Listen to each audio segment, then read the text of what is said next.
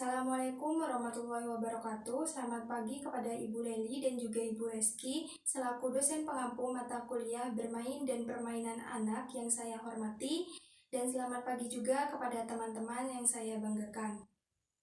Baik, pada pertemuan kali ini kami dari kelompok 9 akan mempresentasikan hasil diskusi kami terkait metode dan teknik bermain serta penerapannya.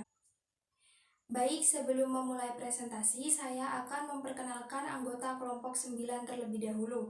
Yang pertama dengan Salsabila Putri Suwandi dengan NIM akhir 5017, dan selanjutnya Mutiara Agustina Laili dengan NIM akhir 5035, dan dengan saya sendiri Riza Umami dengan NIM akhir 5054, dan yang terakhir yaitu Indi Hanifah Syaharani dengan NIM akhir 5088.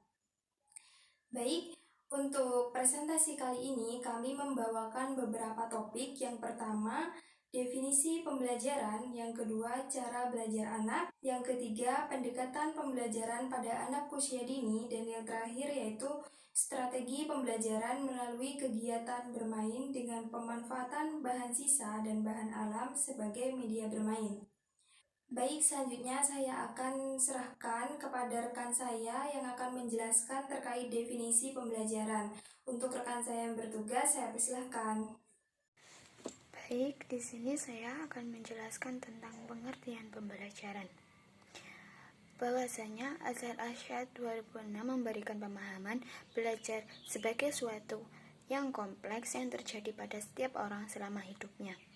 Mengambil seperti yang ditunjukkan oleh hipotesis intelektual sebagai penyesuaian, kebijaksanaan dan pemahaman yang umumnya tidak dapat dilihat sebagai perilaku yang terlihat.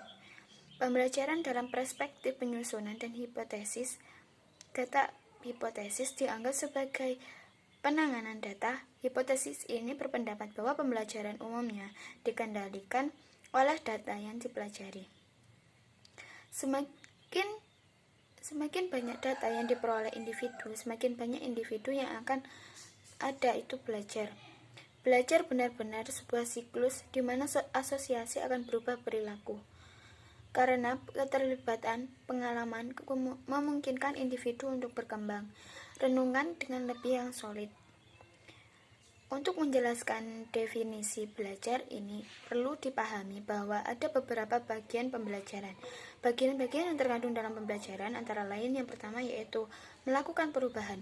Pembelajaran yang diduga terjadi ketika perilaku makhluk termasuk manusia menghadapi perubahan. Untuk situasi ini, perhatian mendasar adalah perilaku verbal dari orang-orang.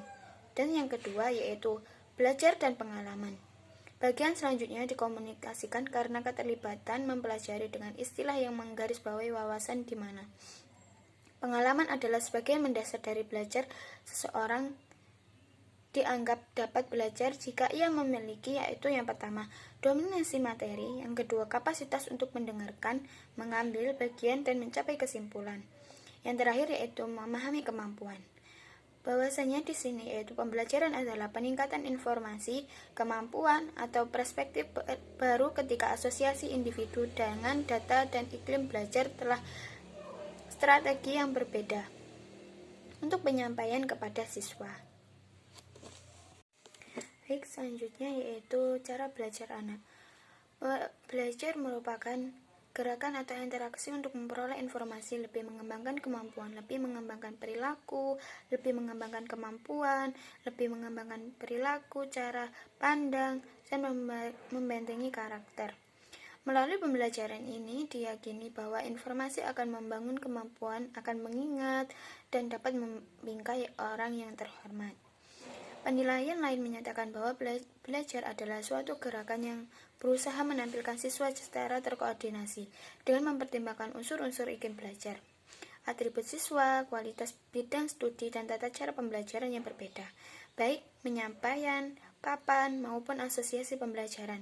Dalam Undang-Undang Nomor 20 Tahun 2003 tentang Perangkat Diklat Umum dinyatakan bahwa pembelajaran adalah mata rantai hubungan antara mahasiswa dan pengajar dan aset pembelajaran dalam iklim pembelajaran. Sebelum melakukan sistem pembelajaran, seorang guru perlu membuat rencana pelaksanaan pembelajarannya atau yang biasa disebut dengan RPP. Tanpa adanya rencana pelaksanaan pembelajaran akan berjalan tidak terarah dan akan menyebar kemana-mana sehingga sulit dipahami oleh siswa dan pada akhirnya tujuan pembelajaran tidak dapat tercapai seperti yang diharapkan. Terima kasih, selanjutnya akan disampaikan oleh rekan saya. Di sini saya akan menjelaskan tentang pendekatan pembelajaran anak usia dini. Setiap kegiatan yang dilakukan oleh anak dimanapun dan kapanpun itu merupakan sebuah pengalaman dan perubahan akan pengetahuan anak yang awalnya tidak tahu menjadi tahu. Anak-anak merupakan pembelajar yang aktif, kreatif, serta inovatif, maka diperlukan pembelajaran yang berpusat pada anak. Dalam melakukan kegiatan pembelajaran pada anak, terdapat berbagai macam model pendekatan pembelajaran yang dapat dilakukan. 2011 mengemukakan pendapatnya bahwa terdapat berbagai macam model-model pendekatan pembelajaran yang berpusat pada anak yang telah banyak dikenal dan dipraktekkan oleh masyarakat luas. Yang pertama adalah pendekatan Montessori. Pada pendekatan Montessori ini mempunyai area-area yang dijadikan sebagai pusat latihan. Pendekatan Montessori ini juga memiliki dasar pendidikan yang menekankan pada 3 hal. Yang pertama yaitu belajar sendiri atau pedosentris. Yang kedua yaitu masapkah. Yang ketiga kebebasan. Yang pertama, pedosentris atau belajar mandiri. Belajar mandiri ini anak dapat melakukan kegiatan sesuai dengan keinginannya sendiri. Dengan adanya pembelajaran secara mandiri ini, anak memiliki waktu yang sangat terbatas untuk berinteraksi dengan teman-temannya. Yang kedua yaitu masa peka. Masa peka adalah masa yang sangat penting yang datang pada anak. Pada masa peka ini harus difasilitasi agar dapat membangun potensi yang dimiliki oleh anak itu. Pada masa peka ini, guru memiliki kewajiban untuk melakukan pengamatan munculnya masa peka pada diri anak. Yang ketiga yaitu kebebasan. Kebebasan sudah menjadi hal penting pada pendekatan ini, karena dengan kebebasan anak mempunyai kebebasan untuk berpikir, berkarya, dan berbuat sesuatu. Dengan begitu, kebebasan tersebut membuat anak dapat mengeksplor benda-benda yang baru. Adapun metode pembelajaran yang dipakai dalam pendekatan Montessori ini. Yang pertama adalah metode eksperimen. Metode ini sangat menuntut pada keaktifan anak dalam melakukan suatu percobaan sendiri, mengamati proses dan hasil percobaannya sendiri. Dengan metode ini, anak dapat mencari dan menemukan jawaban sebuah persoalan atau permasalahan yang sedang dihadapinya dengan cara berpikir kerja secara teratur. Yang kedua, metode demonstrasi. Metode ini dilakukan dengan cara memberikan contoh atau arahan suatu proses atau kejadian tertentu agar anak dapat mengikutinya. Seperti seorang guru memberikan contoh sebuah kegiatan yang dilakukan, sehingga anak dapat menirukan apa yang telah dilakukan oleh gurunya. Yang ketiga yaitu metode pemberian tugas. Dalam metode ini, guru memberikan latihan-latihan agar anak dapat mengalami perkembangan. Akan tetapi, Montessori menekankan bahwa meskipun anak sudah mengalami perkembangan, bukan berarti anak dibiarkan untuk berjalan sendiri. Jadi seorang guru itu harus tetap memiliki kewajiban untuk mengamati setiap perkembangan yang terjadi secara terus-menerus. Pendekatan yang kedua yaitu pendekatan Bank Street. Pendekatan pembelajaran dalam model Bank Street mendefinisikan bahwa seorang anak merupakan manusia yang memiliki rasa ingin tahu yang sangat besar, yang tidak ragu dalam mencoba segala sesuatu yang baru, serta penjelajah pengetahuan dengan lingkungan sekitar yang aktif. Pendekatan Bank Street memiliki unsur-unsur dalam kegiatan pembelajarannya. Yang pertama yaitu model pendekatan ini menekankan pada kegiatan bermain. Yang kedua, dalam pendekatan ini anak sangat aktif dalam membangun pemahaman mereka tentang dunia sekitar dengan cara melalui interaksi dengan benda-benda serta lingkungannya. Yang ketiga, membangun komunikasi dan melibatkan orang tua. Yang keempat yaitu guru memiliki peranan sebagai observator dan fasilitator dalam pembelajarannya. Dengan ini dapat disimpulkan bahwa pendekatan pembelajaran Bank Street ini adalah anak-anak dapat melakukan pembelajaran dengan menggunakan interaksi dan lingkungan sekitarnya. Pendekatan yang ketiga yaitu pendekatan high scope. Pendekatan pembelajaran ini merupakan salah satu jenis pendekatan yang digunakan dalam lembaga PAUD yang ditujukan khusus pendekatan pembelajaran pada anak usia 3-4 tahun. Model pendekatan high scope ini merujuk pada teori konstruktif Piaget. Model pendekatan ini disusun berdasarkan pada tugas-tugas perkembangan pada setiap anak yang berkembang melalui tahap-tahapan tertentu. Pendekatan ini mengembangkan sebuah kurikulum yang mana kurikulum tersebut melibatkan bahwa anak adalah sebagai pembelajar dan perencana aktif, sedangkan seorang guru hanya berperan sebagai fasilitator dan membimbing serta memenuhi kebutuhan anak-anak.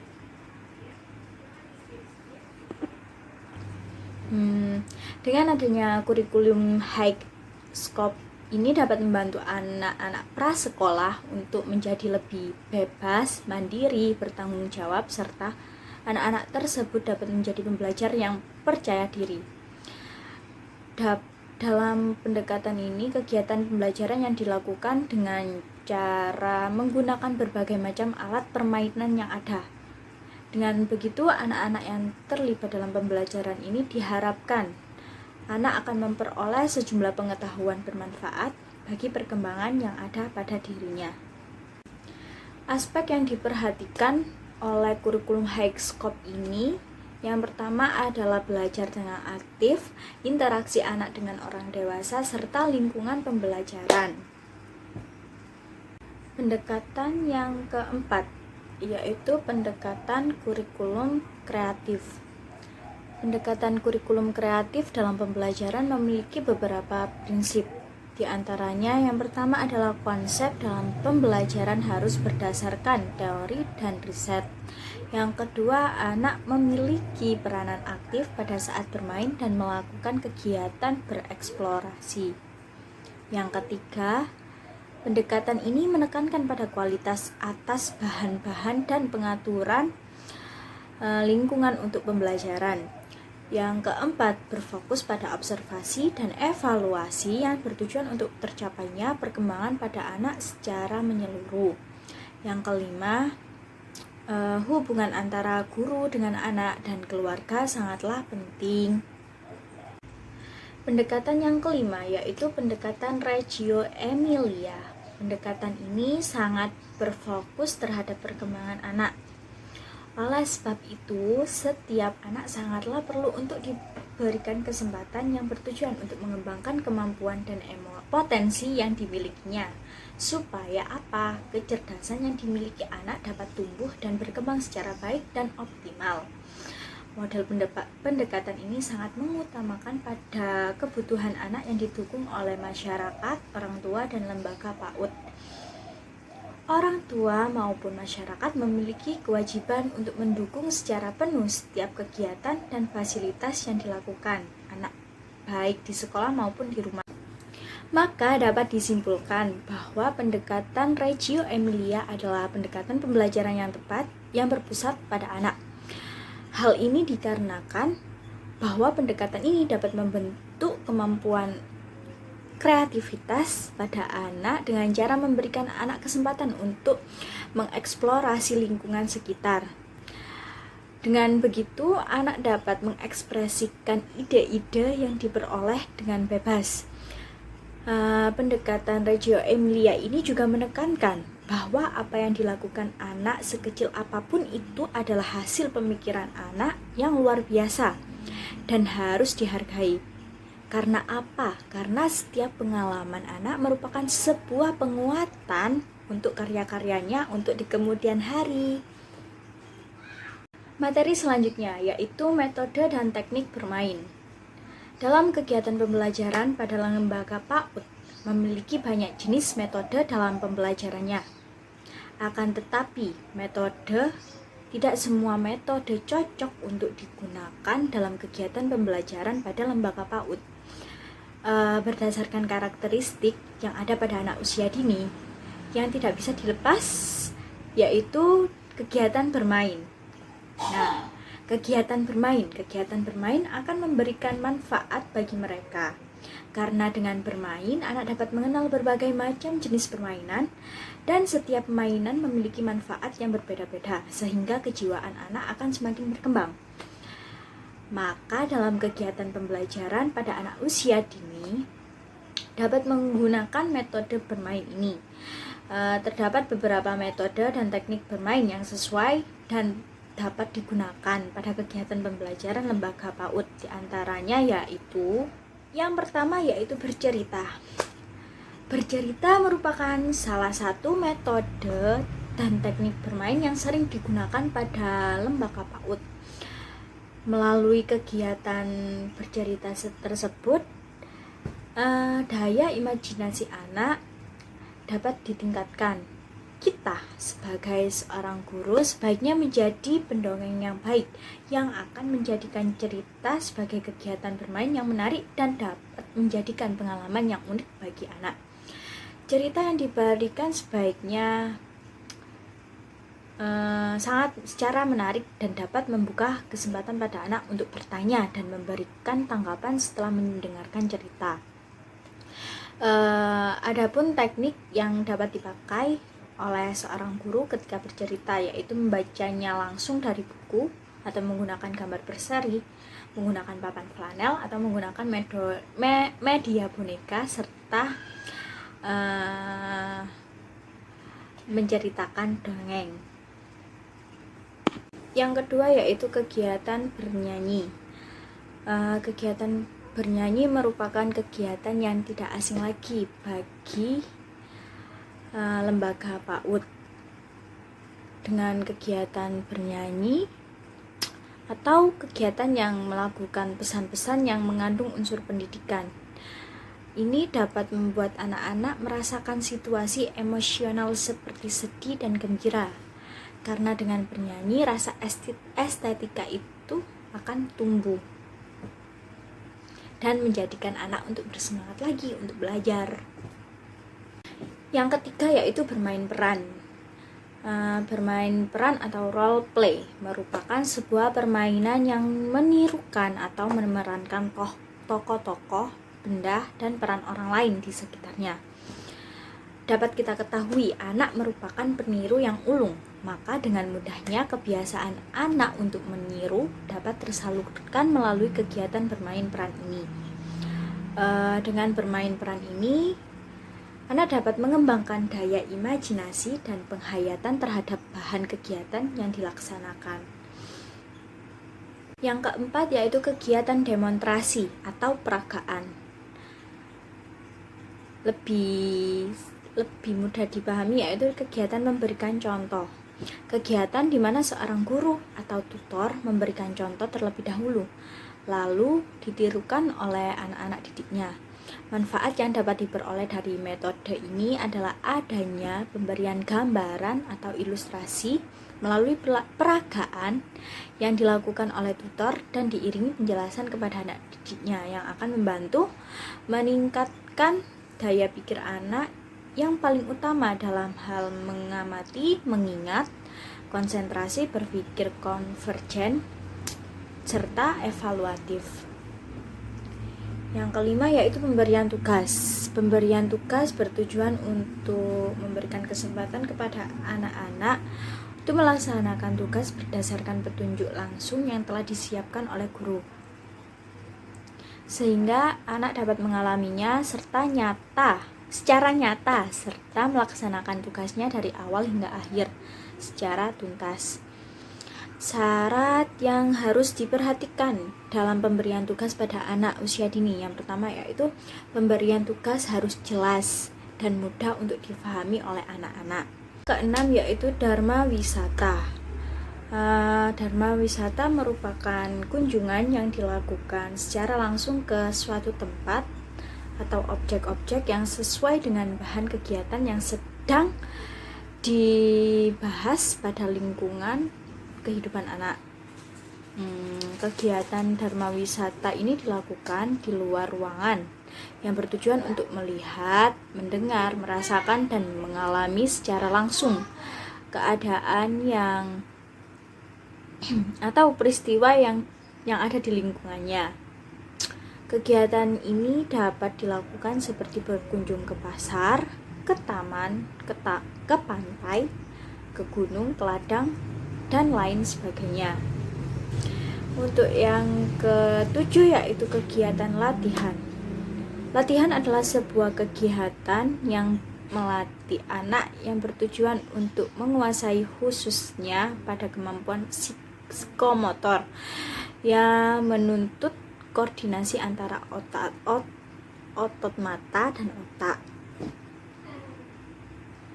Dari sini dapat disimpulkan bahwa dengan bermain adalah salah satu pendekatan dalam melaksanakan kegiatan pendidikan untuk anak usia dini. Dengan menggunakan strategi, metode atau bahan dan media yang menarik, permainan dapat diikuti anak secara menyenangkan. Melalui bermain, anak dapat diajak untuk bereksplorasi, menemukan dan memanfaatkan benda-benda di sekitarnya. Assalamualaikum warahmatullahi wabarakatuh. Saya Indira Syarani dengan NIM akhir 5088 akan menyampaikan tentang strategi pembelajaran melalui kegiatan bermain dengan pemanfaatan bahan sisa dan bahan alam sebagai media bermain. Next. Poin pertama adalah prosedur pelaksanaan pembelajaran melalui bermain bagi anak. Rancangan kegiatan bermain meliputi penentuan tujuan dan tema kegiatan bermain, macam-macam kegiatan bermain, tempat dan ruang bermain, bahan dan peralatan bermain, serta urutan langkah bermain. Tujuan kegiatan bermain bagi anak usia dini yaitu untuk mengembangkan semua aspek perkembangan anak, baik perkembangan motorik, kognitif, bahasa, kreativitas, dan sosial emosional. Proses bermain sendiri terdiri dari 3 kegiatan, antara lain yang pertama, kegiatan pra bermain. Pada kegiatan ini terdapat 2 macam kegiatan. Yang kegiatan pertama adalah kegiatan penyampaian siswa dalam melaksanakan kegiatan bermain, dan yang kedua kegiatan penyiapan bahan serta peralatan yang akan digunakan. Yang kedua adalah kegiatan bermain. Pada tahap ini terdiri dari beberapa rangkaian kegiatan yang berurutan sampai akhir. Banyaknya kegiatan pada tahap bermain bergantung pada jenis permainan yang akan dimainkan dan jumlah anak yang akan ikut dalam permainan. Yang ketiga adalah kegiatan penutup. Kegiatan ini merupakan tahap akhir dari keseluruhan kegiatan bermain anak. Pada kegiatan ini, pendidik akan memberikan penekanan pada berbagai aspek yang akan dikembangkan, seperti kemampuan bekerja sama dengan teman, kemampuan memecahkan masalah, dan berbagai kemampuan lainnya. Sekian yang dapat saya sampaikan. Terima kasih. Baik, saya akan menjelaskan mengenai manfaat belajar sambil bermain. Nah, seperti yang sudah diketahui ya, bahwa belajar sambil bermain ini memiliki banyak sekali manfaat, terutama pada aspek-aspek perkembangan anak. Nah, salah satu aspek perkembangan anak yang dapat dilatih melalui belajar sambil bermain ini, yaitu perkembangan pada kognitifnya, perkembangan pada fisik, dan juga sosial emosinya. Nah, Untuk perkembangan kognitifnya sendiri, dalam kegiatan bermain, anak dapat mengembangkan kreativitasnya serta berani mencoba alternatif solusi untuk memecahkan masalah dalam permainan yang anak hadapi. Sedangkan pada perkembangan fisik, anak ini dilatih untuk percaya diri, untuk lebih stabil, serta mampu mengkoordinasikan gerakan tubuh yang merupakan contoh dasar dari kegiatan olahraga, duduk di kelas, menulis, dan berbagai kegiatan lainnya. Pengembangan sosial emosinya, anak dapat mengembangkan keterampilan sosial yang dibutuhkan dalam berinteraksi dengan orang lain. Nah, seperti mengungkapkan perasaan dan kegiatan secara adaptif, berkomunikasi, dan mematuhi aturan-aturan sosial, serta mengatur emosi dalam mengendalikan diri, seperti itu. Nah, yang selanjutnya yaitu kegiatan bermain dengan bahan sisa dan bahan alam sebagai media bermain. Nah, perlu diketahui bahwasanya untuk memberikan permainan untuk anak tidak harus menggunakan permainan yang mahal dan sulit didapatkan, tapi orang tua atau pendidik bisa menggunakan bahan sisa ataupun bahan alam, dan bahan tersebut bisa kita jadikan sebagai permainan yang bisa menstimulasi perkembangan anak. Seperti yang sudah dijelaskan sebelumnya, bahwa permainan ini kan merupakan cara yang paling efektif untuk mematangkan perkembangan anak, baik bidang akademik maupun pada bidang fisik dan sosial emosinya. Nah, salah satu permainan dari bahan sisa dan bahan alam yang bisa kita gunakan yaitu dengan menggunakan kardus bekas. Membuatnya pun sangat mudah. Membuat permainan ini merupakan salah satu cara mendaur ulang yang paling mudah dan bahannya pun gampang didapatkan. Nah, fungsi dari permainan kardus bekas ini untuk mengenalkan anak pada warna agar anak tidak mudah bosan dalam bermain. Nah, memperkenalkan warna pada anak usia dini ini bisa melatih tumbuh kembang otak secara maksimal.